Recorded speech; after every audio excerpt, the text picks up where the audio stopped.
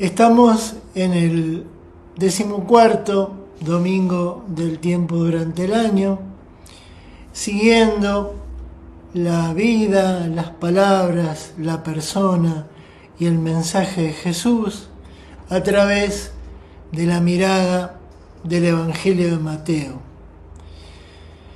En el texto de hoy, según nos narra el Evangelio, Jesús se detiene en medio de su misión, de su vida itinerante, yendo de un lado para el otro.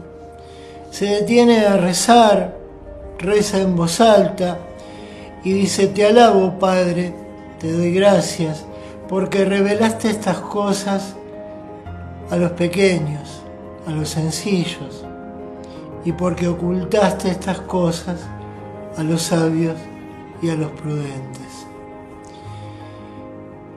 Aquí Jesús da gracias a Dios por algo que Dios hace y por algo que Dios no hace. Da gracias a Dios porque se reveló a los sencillos, a los pequeños, y se ocultó a los sabios y a los prudentes. El Dios de Jesús es un Dios que no es imparcial, es un Dios parcial, está del lado de los pobres, de los sencillos, de los pequeños, que son los que son capaces de encontrarlo, de escucharlo. Y por otro lado, Jesús da gracias a Dios porque no se reveló a los sabios y a los prudentes. Es decir, Dios es un Dios que se revela a sí mismo, con B corta, se da a conocer. Si Dios no se revelara, Dios es un misterio, no podríamos encontrarnos con Él ni conocerlo. Dios se da a conocer, Dios se humaniza, se hace ser humano, se acerca al pueblo para que el pueblo pueda abrazarse con Él, tener experiencia de Él.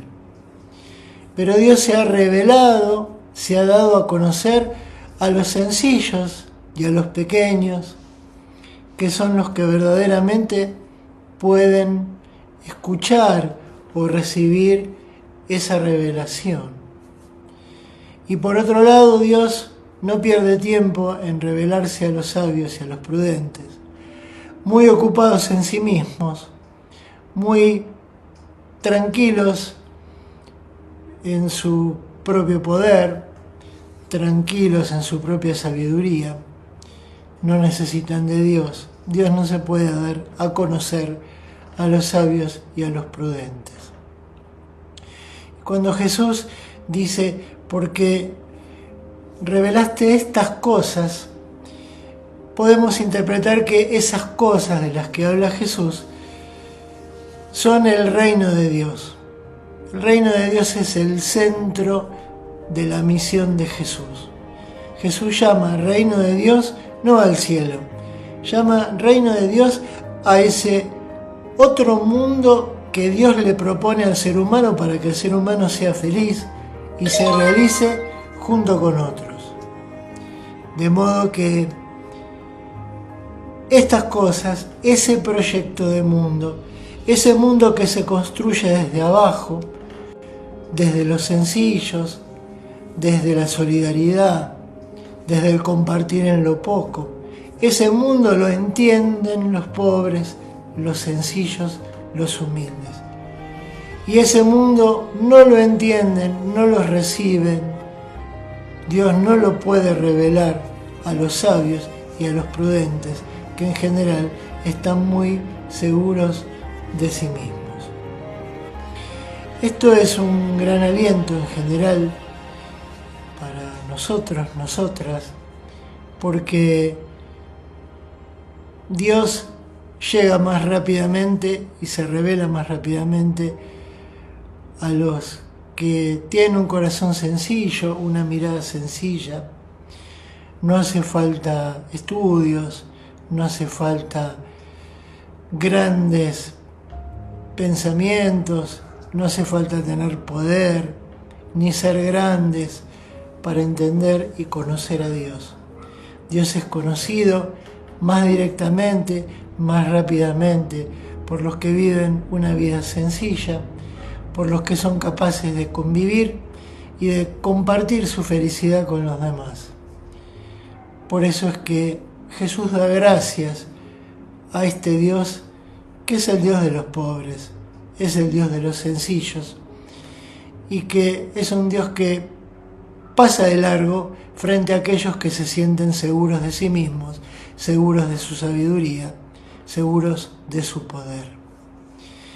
Por eso es que tenemos que buscar una iglesia, unas comunidades sencillas, que vivan lo sencillo de cada día, que encuentren a Dios en las cosas de la vida de cada día, sin rituales demasiado complejos, sin cosas demasiado elevadas, sino que en lo sencillo, en la solidaridad cotidiana con el otro, con la otra, en el encuentro con el otro, con la otra, Dios se revela, porque se revela en lo simple, en lo sencillo, en lo cotidiano. Muchas cosas de la vida que nos pasan, muchas personas que se cruzan en nuestro camino diariamente, pueden ser una palabra de Dios, de ese Dios que nos habla y que se presenta en lo sencillo. No hace falta tener experiencias maravillosas, ni elevarse sobre el suelo, ni hablar lenguas extrañas. Para encontrarse con Dios, hace falta simplemente la sensibilidad de la simpleza, de la sencillez de las cosas de la vida y del encuentro con el otro o con la otra. Jesús vive y predica en un mundo, en una sociedad donde lo religioso tenía mucho que ver con el cumplimiento de preceptos, mandamientos, rituales, que llegaban ya a una complejidad y una cantidad que eran muy difíciles de cumplir para cualquiera. Se dice que había más de 600 mandamientos en tiempo de Jesús. De modo que no era muy sencillo ser un judío observante con todas las de la ley. Y lo religioso significaba para muchos una carga pesada de cosas para cumplir, de prohibiciones, de prescripciones que debían ser respetadas al pie de la letra. Se debía como vivir pendiente de cumplir las prescripciones religiosas para sentirse justo delante de Dios y para que Dios escuchara al creyente. Jesús viene a traer un Dios de a pie, que camina con el pueblo. Por eso le dice a la gente: vengan a mí los que están afligidos y agobiados, y yo los aliviaré. La vida religiosa, la vida de un creyente, no debe ser una carga pesada. Si lo religioso nos abruma, nos genera miedos, nos genera cargas, mejor desconfiar. Porque la verdadera religión, la verdadera experiencia religiosa es liberadora. Conocer a Dios, celebrar la presencia de Dios, seguir el camino creyente es liberador. Debe producir libertad y la certeza de saberse amado y abrazado por ese Dios que se ha revelado a los sencillos, por ese Dios que camina en la vida cotidiana. Muchas veces la vida cristiana, muchas veces la iglesia pone en su discurso el hincapié en el cumplimiento de normas y leyes. Sin embargo, Jesús viene a mostrar que solamente una cosa es importante en la vida del creyente, que es el amor, que es vivir en el amor. Y vivir en el amor tiene un montón de derivaciones. Vivir en el amor supone ser solidarios, buscar la justicia, buscar la verdad, buscar la propia felicidad a la par de la felicidad colectiva, construir el mundo como un proyecto colectivo, inclusivo, donde nadie sea desplazado, donde nadie quede afuera. La primera lectura del profeta Zacarías nos presenta la imagen de ese Mesías que anuncian los profetas, de ese que debía venir de parte de Dios, que viene montado en un burro y que viene a traer la paz de Dios. Ese es el texto que usan los evangelios para componer el pasaje de la entrada de Jesús en Jerusalén, que también entra como el rey Mesías montado en un burro y festejado y celebrado por la gente sencilla que no tiene nada a mano y por eso arranca ramas de olivos para hacer fiesta y reconocerlo como el que viene de parte de Dios. Que nuestra vida creyente y la vida de nuestras comunidades se caracterice especialmente por encontrarnos con el Dios de la vida en lo sencillo de cada momento. Que Dios los bendiga.